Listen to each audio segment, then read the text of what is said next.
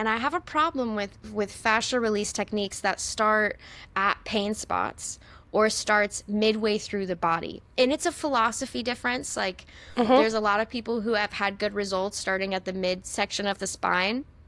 Because I'm a golfer, because everything I've learned as an athlete has come from ground force reaction, I don't think that's the best way to make long lasting change. It's kind of like, I love a good chiropractor who can say everything is spine first, but then that patient is going to get off the table and walk. And their walking gait, their foot dexterity is going to determine how the tension within those major fascia bands are going to move, pump, and pull the spine.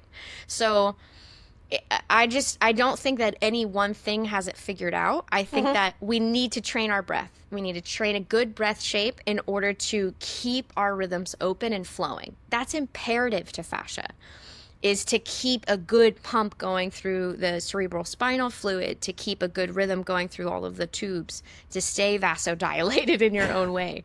And then we need to open where there was damage because, when we have an injury, we have a tear, what happens is it slices Mm-hmm. and then it fills in with this like I almost look at it like a piece of adhesive, like a piece of glue that staples the body back together.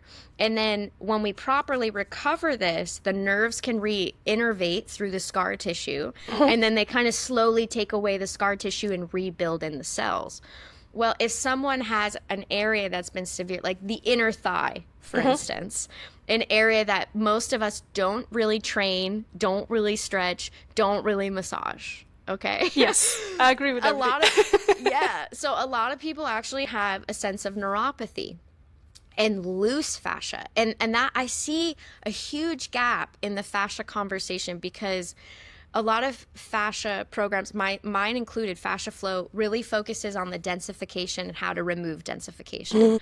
Rolfing does the same. But there is something called loose fascia. And in my program, when we have loose fascia, there's a way to identify it. Then there's a way to innervate it so that we create flow and function again. And we're asking the nerves to kind of tighten back up. And like it's like look alive, body.